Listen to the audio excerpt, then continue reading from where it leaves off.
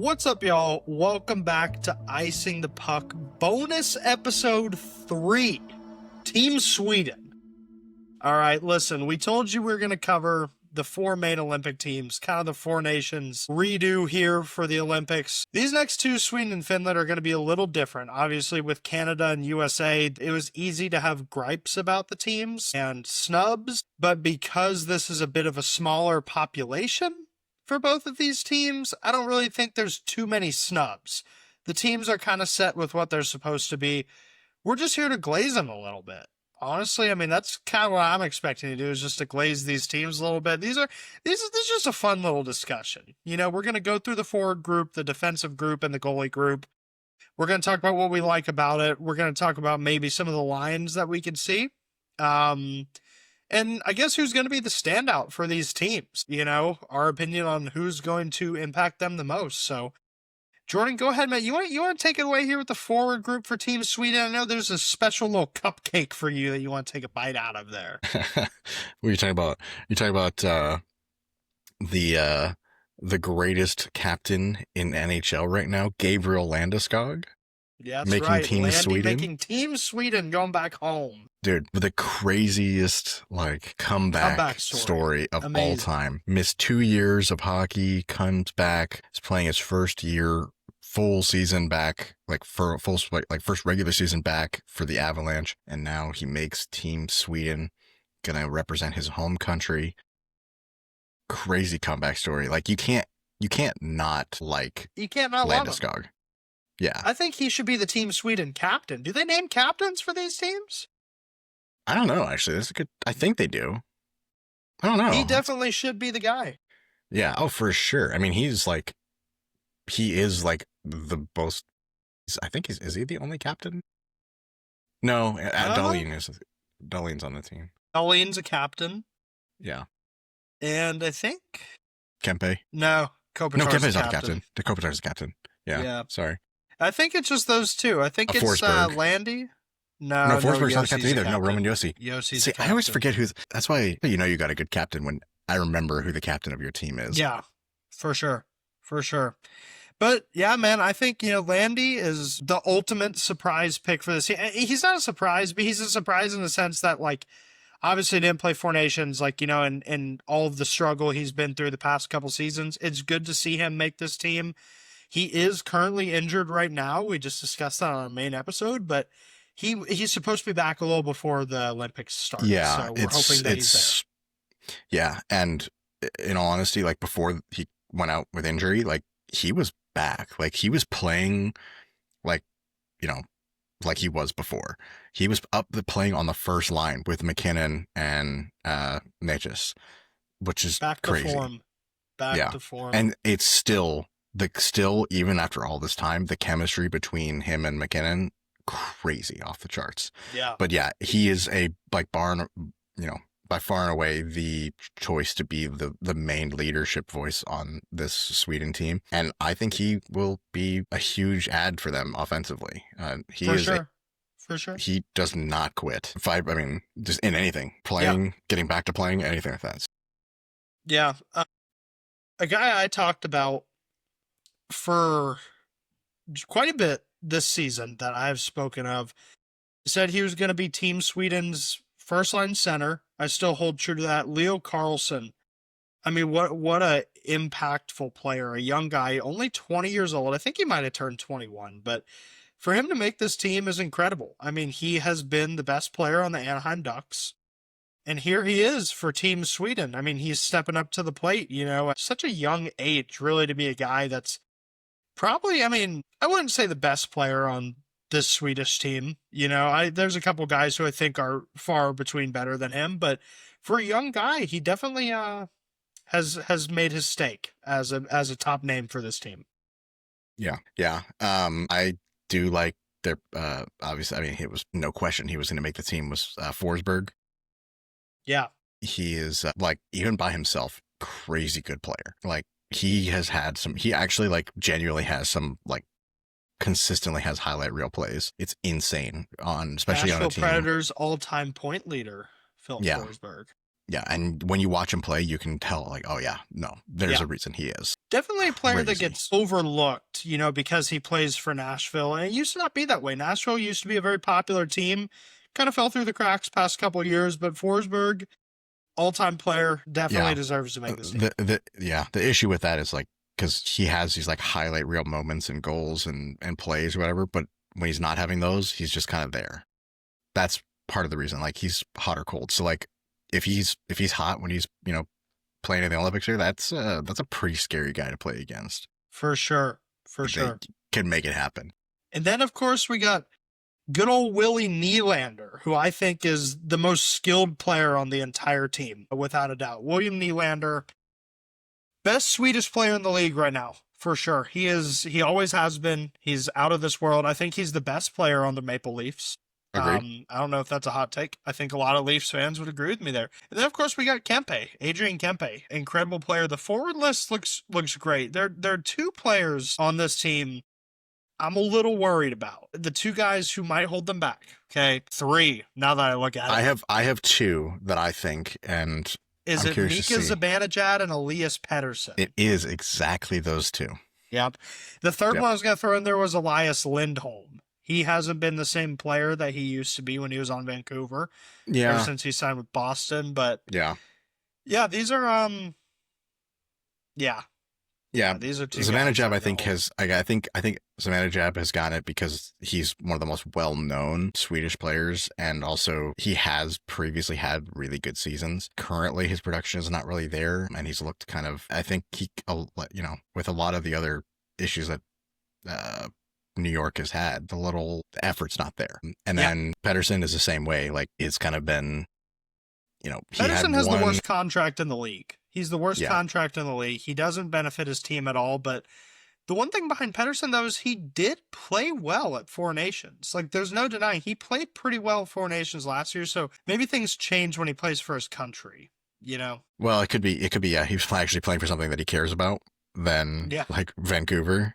Like, he might be. It could go into like some of the other issues we talked about with Vancouver. That is the reason he's not playing well, is because he just doesn't care. So it could be. He's just also on a deal that he's kind of got himself stuck there because he's played himself into not being valuable to other teams. But anyway, that's getting into semantics of that other stuff. Yeah. But yeah, I mean, overall, their forward group is solid. I think where they are better is defensively than with their Stacked forwards. room.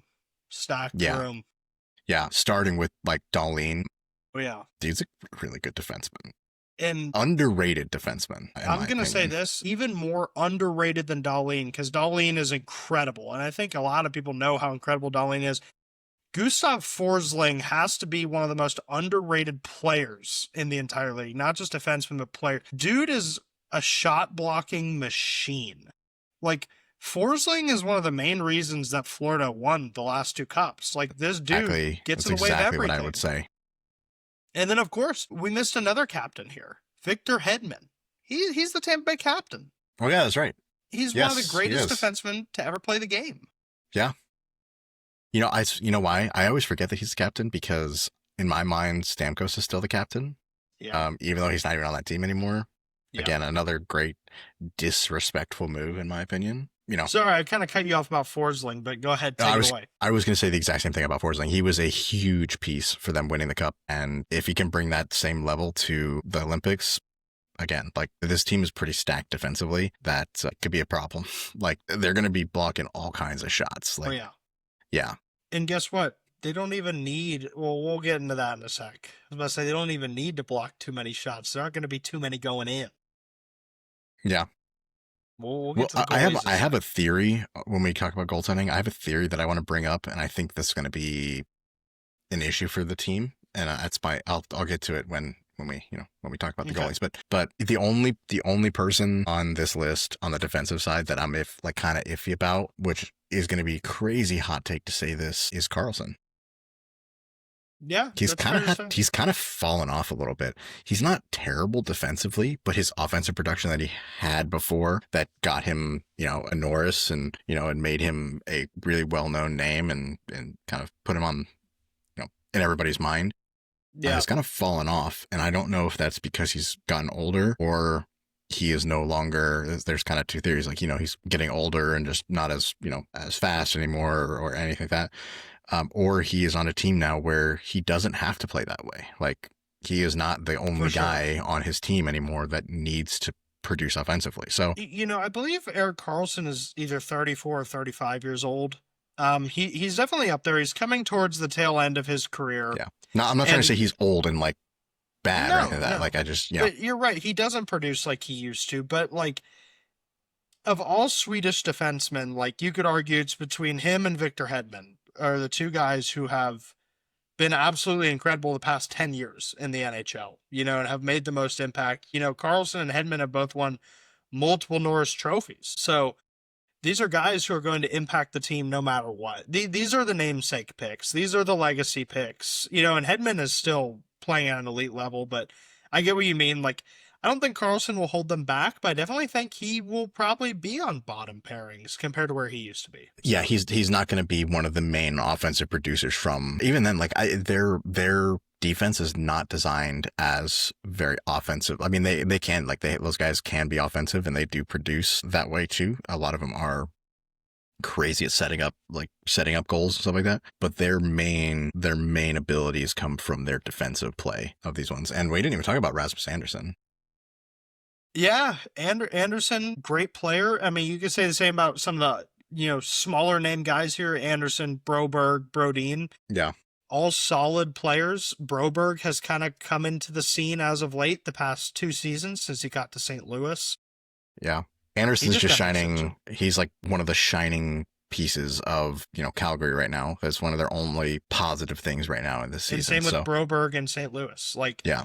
And then you got Ekman Larsson on here. I mean, just once again, another veteran guy whose shot blocking ability is great. Just defensive ability overall is great. I mean, he's a former Calder winner in Arizona. He's seen success in the league. So, I mean, overall, yeah, I agree with you. Their defense is definitely the bright spot of this team. Then we move over to goaltending, which is, I like the Sweden team, man. Definitely underrated. Underrated team. Yeah, I agree. The issue with goaltending, and I think here's what I was saying earlier was going to happen, depending on who they start. Wallstedt and Gustafsson have both been extremely solid for Minnesota. Markstrom has been iffy. Mm-hmm. He came back from injury and has not been, he was good. He had been playing really good, and then he's been a little 9 spot put on him by the Islanders. Yeah. And my concern is that they're going to start Markstrom and not Wallstedt. You know what I think? I think they're going to let the 2 Minnesota guys kind of take the reins. I think they might swap them out. And Markstrom is kind of the backup guy, but I get what you're saying though, because he is the veteran of the group. Like, maybe go to the veteran, and I believe they went to him in 4 Nations last year for a good amount of the starts. They had UPL last year too, but or UPL's finish. My bad, but yeah, Markstrom got the bulk of the starts for them last year in 4 Nations, but I definitely think Gustafsson and Wallstedt are the 2 guys that you interchange each game because they work as a tandem. So yeah, by far and away the best goalie out of the 3 right now is Wallstedt, and yeah, he's also the youngest. He is the youngest, and that's why I was saying is like, are they going to look at it as we're going to start our goalie that right now is the best option, or are we going to start the guy who has more experience just playing hockey in general? I think in this situation, like, to your favor, the thing that you talk about the most is, current skill. I think you have to start Wallstedt. Like, he is playing unbelievable, and he has teammates that he's familiar with here.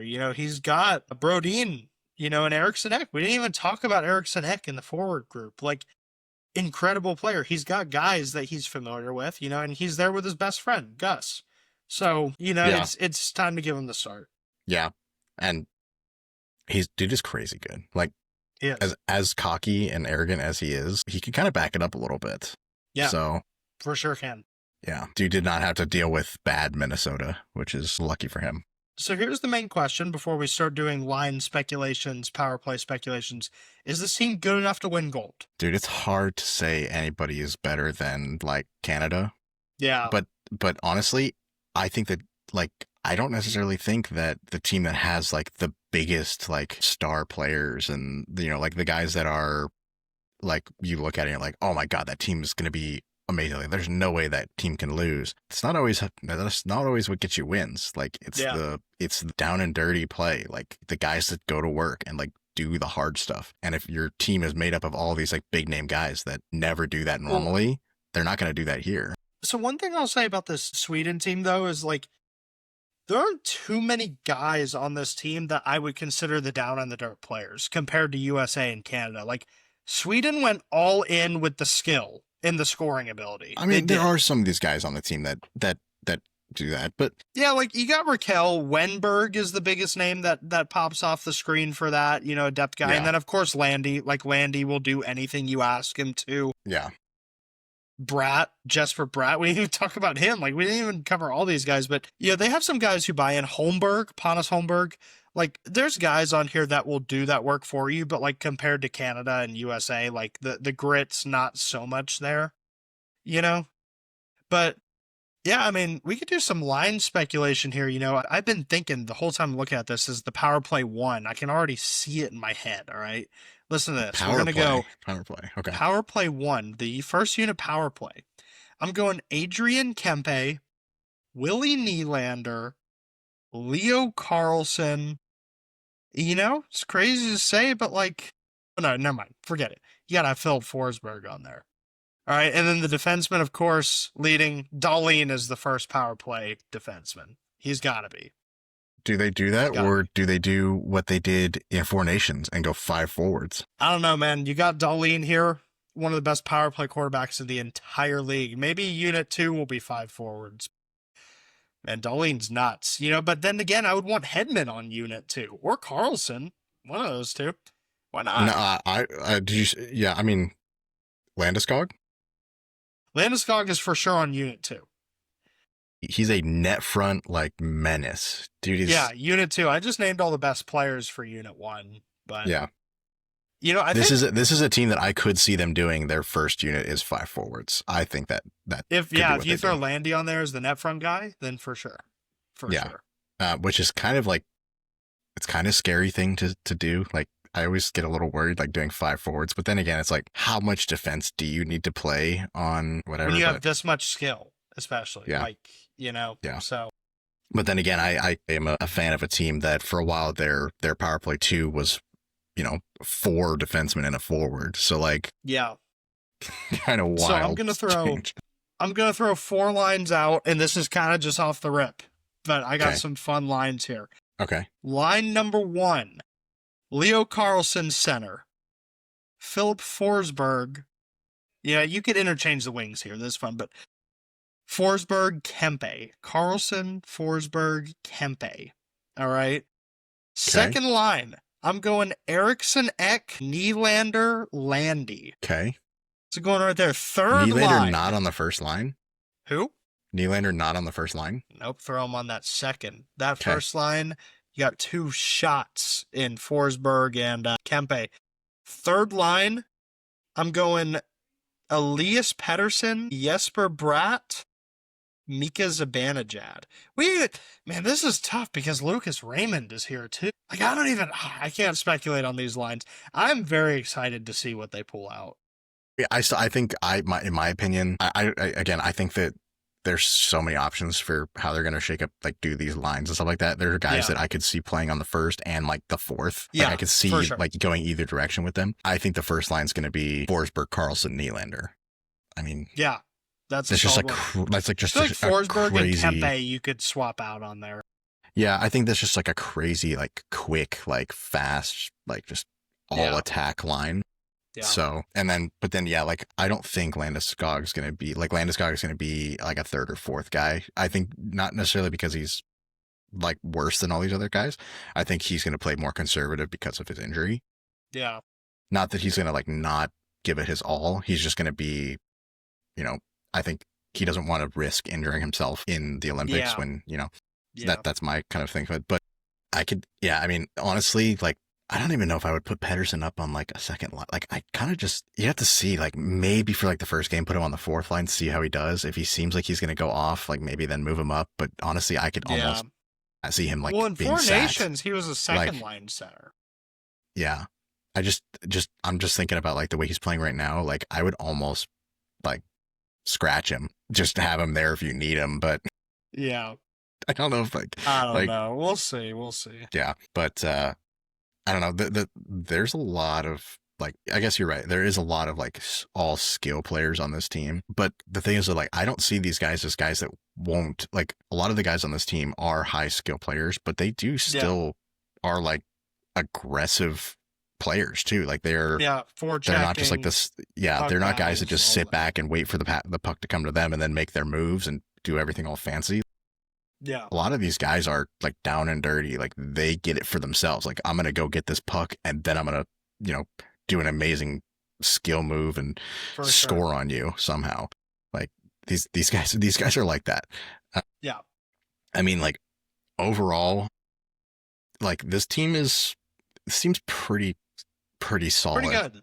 On The paper, it's good. the only iffy side is the goaltending, but not even in a bad way. I think it's just a like kind of an unknown right now what direction they're going to go with it. Yeah, I think Wallstedt is great. Gustafsson is a good backup right now, or like, a good secondary option. Markstrom could just like be a complete surprise and go off because he still has been, even in the stretch where New Jersey has been a little iffy. Like he still had some good play. And, a couple games here and there I don't think has necessarily killed his entire skill level. It's just, he's not surrounded by a great team right now too. So like, for sure.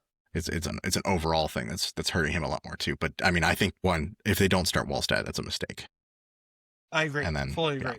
And then defensively, like these guys, if they even give up a lot of shots on goal, because these pucks are going to be blocked like crazy. I just know it. Expect low scoring games with Sweden. Yeah. Low scoring games. But that's Team Sweden, everybody. Really, question for all of y'all to answer as the audience. Are they good enough to win gold? Same question for all these teams. I personally think they're good enough to win silver if USA slacks. But obviously USA and Canada are the favorites. But Sweden, man, making a push. Making a push. Yeah. I mean, I have high hopes for like Team Sweden. Like I could see them being a big threat. So are they enough to win it all? Only time will tell. But they definitely have some pieces on there that make a good case for them pushing for gold. So we shall see. Stay tuned for the next one. Team Finland on the way. Yeah, Team Finland. That'll be an interesting one. I think that'll be a little bit more interesting too to talk about. It's a little bit different of a team, but yeah, we will be back shortly with we'll be back with the another bonus episode coming soon.